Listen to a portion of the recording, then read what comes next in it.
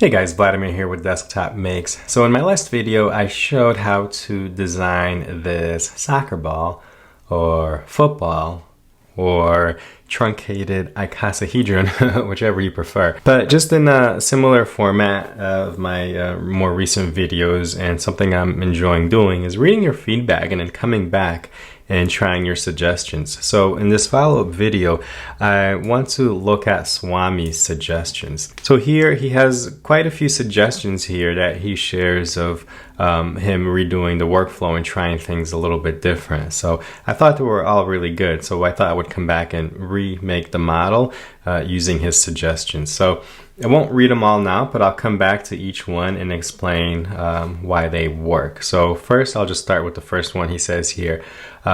He starts with, I had fun redoing your workflow. I have some optimizations to share. So the first point here is when making joints, no need to rotate anything. Just apply joints with bodies and components flat to the ground plane. Transform capture position is not necessary. Okay, so let's start with that. And once I get to that point, I will explain what he means and why it's more efficient doing it that way. Okay, I'm going to create a new design, and just like the last one, we're going to go with a hybrid approach here, and I'll move a little faster through this one. So creating a sketch on the ground plane, going to come in with a polygon here. I'm going to go with a 5-sided or a pentagon. Looks like I have 3D sketch enabled, so I'm just going to uncheck that. That can get annoying when you don't need it. All right, I'm going to put a horizontal constraint on the top edge there, and just like last time, I'll just make that 30 millimeters. You can come back later and make this a parameter so that you can change the size of the ball. All right, let's go ahead and make 2 polygons now. These are going to be hexagons. And so just like my last approach, I'm going to go ahead and put a coincident constraint on both these points here, and that will go ahead and constrain these exactly as I need them to be, and I'm going to finish sketch. All right, here we're going to go into the surface environment, go into create patch. I'm going to patch each one of these as a separate operation, so I get 3 different bodies, and then I want to see here I've got all the bodies good to go. All right, I'll untoggle sketches, and here I'm going to take these and make them into components. So right click, create components from bodies. Just want to make sure that this one here is grounded, and it is. All right, and so here's to Swami's point. So just to reiterate again, he says you don't need to go ahead and move anything. You can go ahead and just apply the joints as the components are flat in position. That way you don't have to worry about capturing position. So the thing, what I did before was I applied the joints and then move these into place. He says just skip all that. I mean, it's good to see it because you kind of see it come together, but just to show you what he means, if we go to assemble, as build joint, I'll click between the hexagon, pentagon, and apply my little flag. You want to make sure it's in the correct orientation there for that joint to move. Shows you a preview, click OK. I'm going to repeat that with these 2 components here. Again, hexagon and pentagon, click OK. And now for this third one, because it's not in place, I'm going to do a joint instead of an as-built joint. And here I'm going to go with this edge and this edge here. And then, so notice I didn't move anything. I just applied the constraints, and in Fusion, once I click OK, we'll have to resolve those joints, and it creates the joints perfectly. So I don't get an option here or that pop-up screen to say, do you want to capture position? It's just basically, you know, saves you a few clicks. That's his point there. You don't have to move them into place. Apply the joints as they lay flat, and Fusion will take care of everything else. So all right, cool. So let's look at his next suggestion. Once bottom half is done, then stitch all bodies, then remove other 2 components. Okay, so that one had me a little bit confused, but let's keep going to see what he means by that. So here we're going to create our circular pattern, circular pattern, choose the hexagon. My axis of rotation is my z-axis. I'm going to go with 6. Increase that to 6. I'm sorry, 5. And then click OK. So before, you remembered what I did. I untoggled this instance here because it creates a repeated body, but I'm not going to worry about that here. I'm just going to go ahead and say make 6 of these, click OK. And if you notice what Fusion does here, so if I look at my bodies when I created that circular pattern, it threw all those bodies into this component here. So it looks like it took one of the hexagon components and then threw all those bodies in there, which was this component there. So interesting the way it organized it. You would think because I'm in the top level of my assembly here, that it would just kind of throw them outside the component, because I didn't have that activated. But I guess because this is a component and then I made a pattern of that component and it makes those as bodies.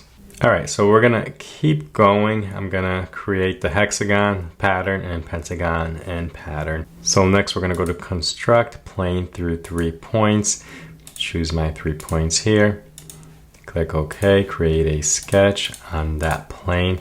And I will create a pentagon next. So create polygons, circumscribe polygon. We're going to go ahead and give that 5 sides and just constrain these with these points. I know we're kind of getting into sort of the weeds here, the very specific details, but you know, for those of you who are interested in this kind of stuff, I enjoy kind of coming in and looking at different approaches. So I'm going to bring that sketch, go back to surface, create a patch. Select it, OK, create pattern, circular pattern of that one patch is circulated about the Z-axis. We're gonna make 5 of those and click OK.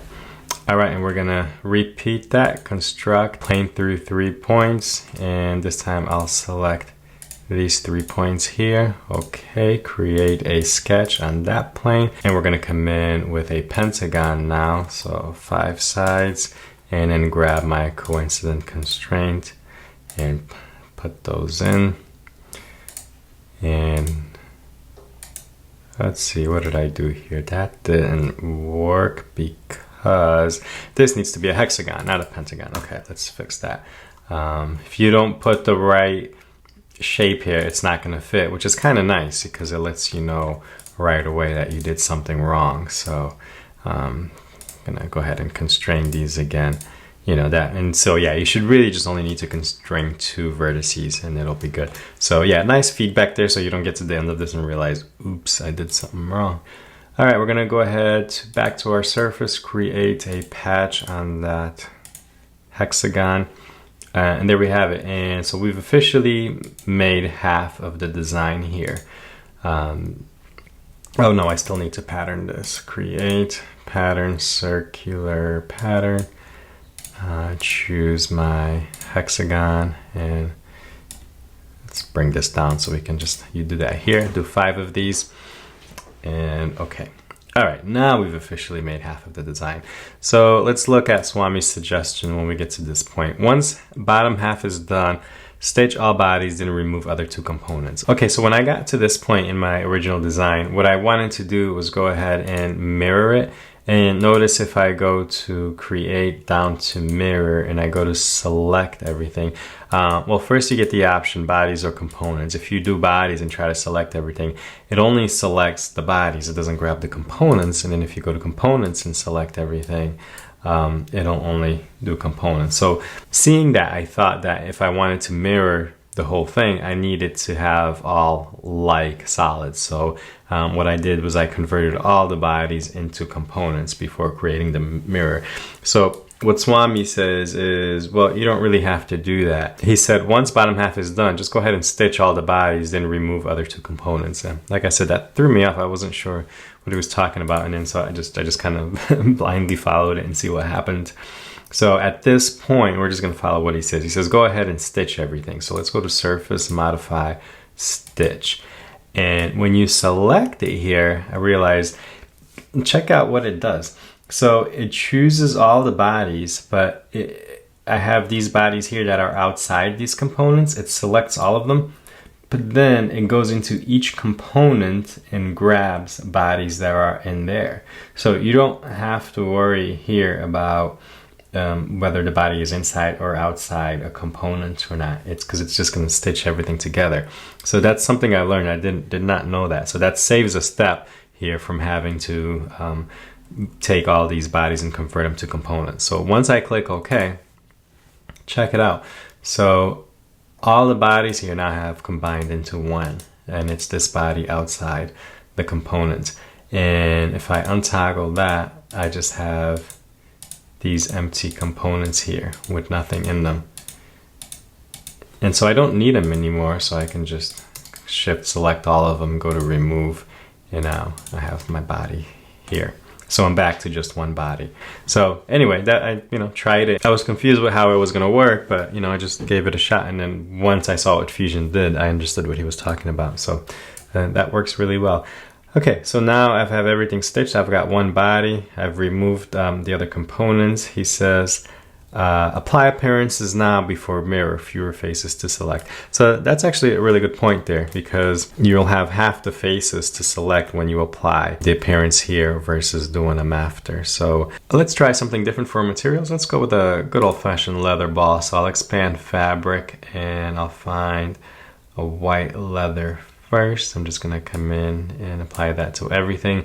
Get a nice little texture there, and then let's go in with a black leather, download that, and here I'll just shift select all the pentagons here, and I'm gonna just drag it into one of these faces. And even though it says bodies components, it looks like if you pre-select the face and you drag it in, it'll only apply it to the face, which is nice. Okay, so there we have it. That's gonna make the selection a bit easier than having to select double the faces. So nice little optimization there. Okay, so next he says mirror the component about the ground plane. No need to create offset plane. And you're mirroring just a single component because the bodies were stitched previously. Okay, so here I have one body. Actually, it's a body I'm gonna mirror, not a component at this point. But it does make it easier. I only have one object here. So his point here of just go ahead and select the ground plane. In the previous video, I did an offset plane to kind of just visualize it above. Sometimes it's easier when you're moving things into place. You kind of position it in a position where it's going to be easier to see and move things. But to his point, all you have to do here is just go to create, down to mirror.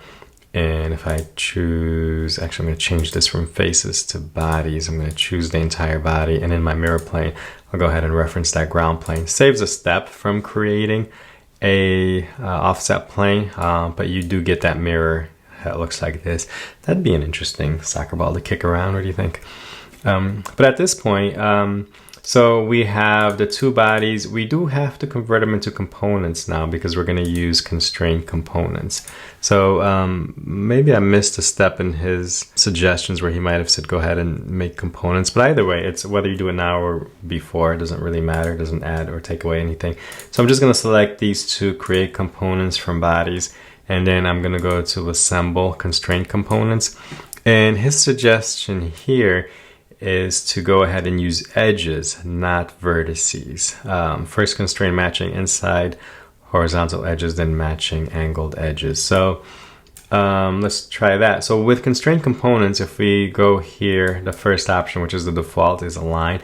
You can choose faces, edges, or vertices. So he's saying go ahead and just select edges.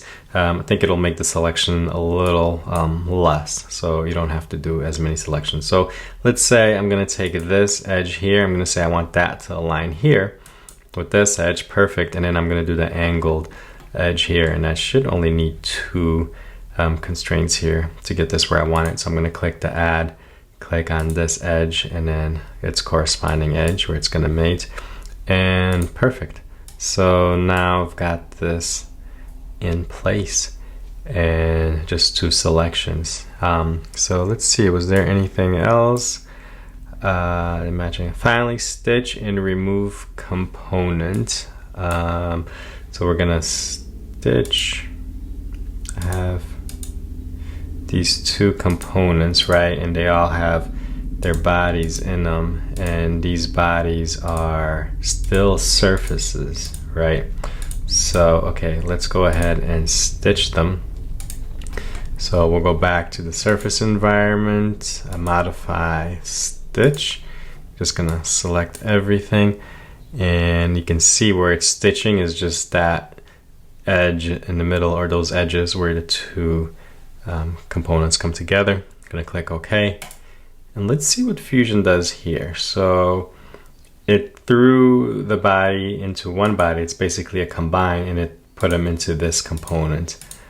So this is now an empty component here. So we can actually go ahead and remove that one. So now we have one component with one body in it, and that body is now no longer a surface, it's an actual solid. So very cool. I enjoyed going through this. Let's see, his final step is okay, finally stitched and remove component, and then done. Go! Yeah, we have finished. Cool. I really enjoy going through these. I love when you guys make these suggestions. I always learn something, and there's always a few things that you know, where when you sit and you work on a design, you kind of have a path and you go through it.